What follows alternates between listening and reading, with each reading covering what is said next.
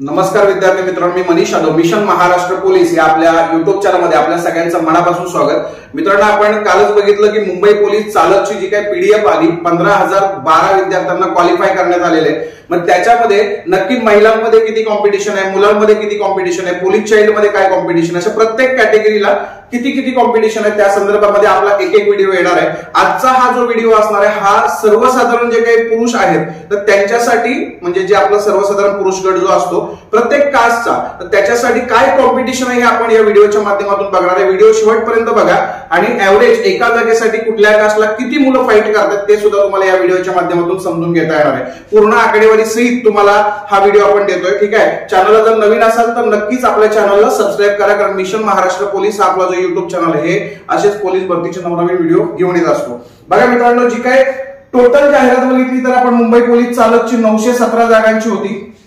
त्या 917 जागांपैकी सर्वसाधारण पुरुषांसाठी ज्या जागा होत्या या 271 जागा आहेत, लक्षात घ्या। मग बाकीच्या काही जागा महिलांसाठी, काही पोलीस चाइल्ड, आता पुरुष परत त्याच्यात पोलीस चाइल्ड वेगळ्या, मी सर्वसाधारण जागेवरती बोलतोय जे आपली जनरल मुलं फॉर्म भरतात, ठीक आहे।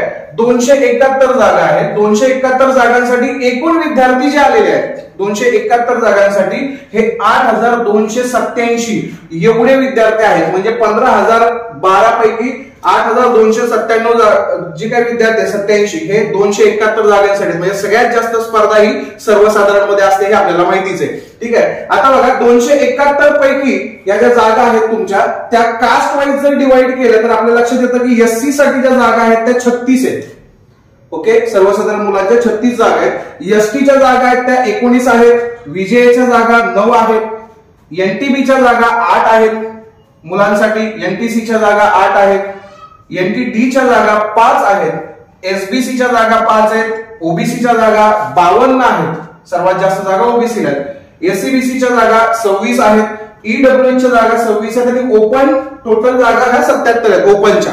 असं टोटल सगळ्यांच्या मिळून 271 जागा होतात, ठीक आहे।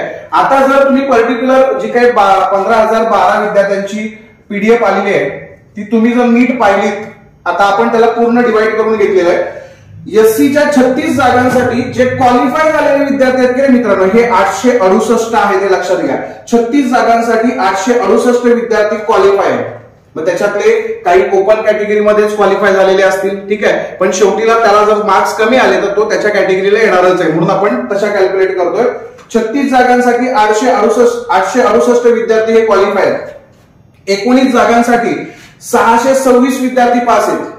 9 जागांसाठी 520 विद्यार्थी विजयचे क्वालिफाय आहेत। एनटीबीच्या 8 जागांसाठी 248 विद्यार्थी क्वालिफाय आहेत।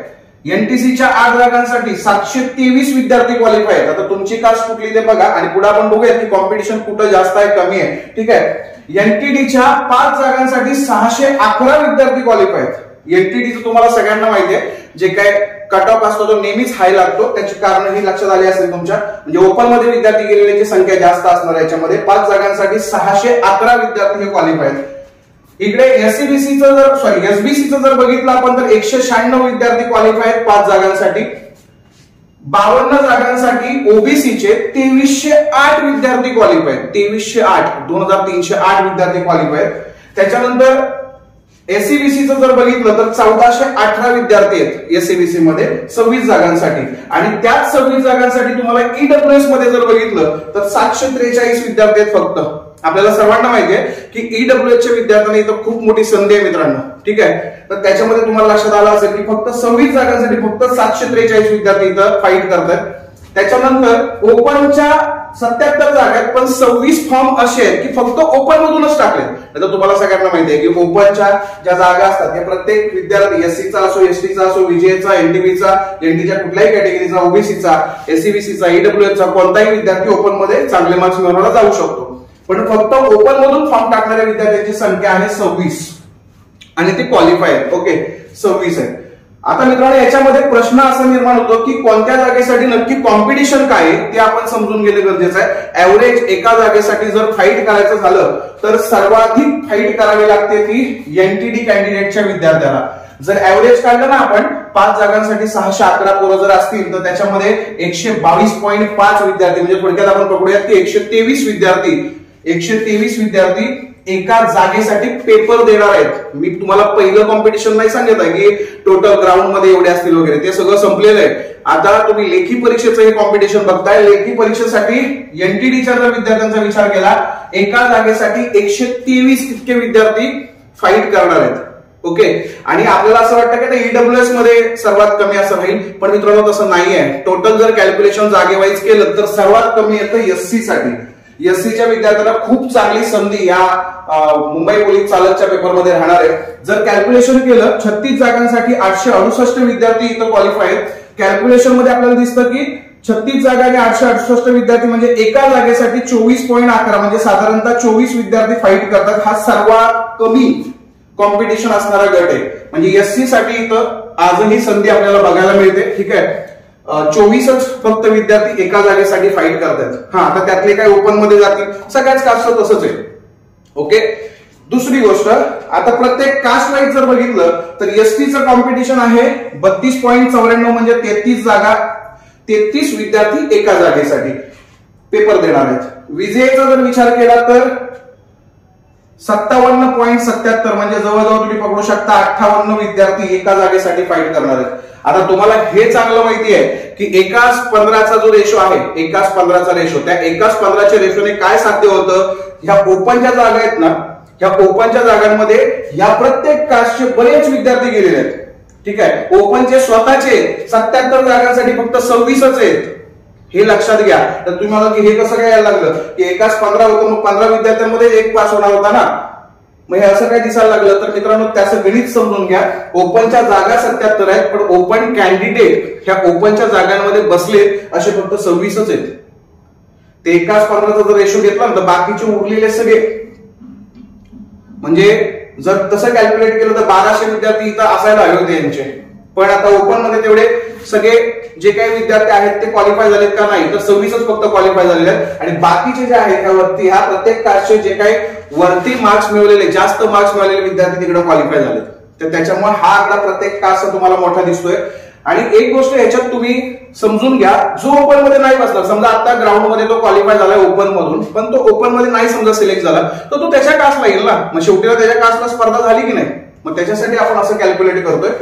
एसबीसीचं जर बघितलं तर 39.2 म्हणजे साधारणतः 39 विद्यार्थी एका जागेसाठी पेपर देणार आहेत। एनटीसीचा जर विद्यार्थीचा विचार केला तर 90 विद्यार्थी एका जागेसाठी आपल्याला बघायला मिळतं, 90.37 म्हणजे साधारणतः आपण 90 पकडू शकतो। एनटीव्हीचे 31 विद्यार्थी एका जागेसाठी पेपर देतील। त्याच्यानंतर ओबीसीचा जर विचार केला, जरी हा आकडा 2308 असला, मोठा असला, तरी घाबरण्याचं कारण नाही। ऍव्हरेजच्या बाबतीमध्ये सर्वसाधारणच आहे तो 44.38 म्हणजे साधारणतः आपण 44 पकडू शकतो। एका जागेसाठी 44 विद्यार्थी फाईट करतात। ठीक आहे, सेम टू सेम एसीबीसीच्या बाबतीत जर कॅल्क्युलेट केलं तर तुम्हाला 54.53 म्हणजे साधारणतः 55 विद्यार्थी म्हणू शकता तुम्ही एका जागेसाठी फाईट करतात। आणि ईडब्ल्यूएस ला पुन्हा संधी आहे बघा, याच्यामध्ये ईडब्ल्यूएस ते सगळ्यांना माहिती आहे, जग जाहीर आपल्या महाराष्ट्रभर संपूर्ण, की बाबा यावेळेस ईडब्ल्यूएसच्या विद्यार्थ्यांना खूप चांगली संधी आहे। मग याच्यामध्ये आपल्याला बघायला मिळतंय की 28.57 म्हणजे तुम्ही पकडू शकता की 29 पकडू शकता, जास्तीत जास्त 29 विद्यार्थी हे ईडब्ल्यूएसच्या एका जागेसाठी फाईट करतात। मित्रांनो आपण काय करणार आहे, जसं आता मी तुम्हाला सर्वसाधारण विद्यार्थ्यांबद्दल सांगितलं, असंच तुम्हाला पोलीस चाइल्ड महिलांचं प्रत्येक म्हणजे थोडक्यात एक्समॅन जे आहेत आपले त्यांचं सांगणार आहे, प्रकल्पग्रस्तांचं घेणार आहे। प्रत्येकाचा व्हिडिओ आपला हे येत जाणार आहे। एकाच दिवसाला 2-2 व्हिडिओ आपण सकाळ संध्याकाळ टाकत जाऊ। ठीक आहे, आणि पूर्ण माहिती आपण घेण्याचा प्रयत्न करू। या ओव्हरऑल माहितीनुसार तुमच्या लक्षात आलं असेल की एकूण विद्यार्थी 8287 फाईट करणार आहेत ओपन जागेसाठी। ज्या काय ओपनच्या जागा आहेत याच्यासाठी एवढे विद्यार्थी असतील, त्यातले 77 हे ओपन मधून सिलेक्ट होतील आणि बाकीचे परत आपापल्या कास्टला येतील। ठीक आहे, आणि त्याच्यात जर ऍव्हरेजचं चांगलं कास्ट जर म्हटली तुम्हाला आता, तर सर्वात उत्तम जे काही कॉम्पिटिशन दिसते आपल्याला ऍव्हरेज स्पर्धा एका जागेसाठी ही एससीच्या विद्यार्थ्यांना आहे। सर्वाधिक संधी आपण म्हणू शकतो की एससीच्या विद्यार्थ्यांना आहे याच्यामध्ये। आणि सेकंड वाला जर तुम्ही विचार केला तर ईडब्ल्यूएस आहे बघा, या 2 कास्टसाठी तुम्हाला खूप चांगली संधी बघायला मिळते। ओके, बाकी मग ऍव्हरेज सगळे 31-33 अशा पद्धतीचे। आता तुमची कास्ट कोणती आहे ते तुम्ही नक्की बघा, आणि ओव्हरऑल तुम्ही जर या भरतीला नसाल तरी तुम्हाला हे गणित समजून घ्या की स्पर्धा नक्की कशा पद्धतीने होत असते। ठीक आहे, हे झालं मुलांचं। असंच आपण इतरांचं सुद्धा बघणार आहे। आजचा व्हिडिओ कसा वाटला हे आम्हाला कमेंटद्वारे नक्कीच सांगा, आणि महत्वाचं म्हणजे लेखी परीक्षेच्या तयारीसाठी आपलं स्पेसिफिक फक्त पोलीस भरतीसाठी मिशन खाकी नावाचं ऍप्लिकेशन आहे, त्याची लिंक तुम्हाला डिस्क्रिप्शन आणि कमेंटमध्ये मिळून जाईल, ते सुद्धा डाउनलोड करा.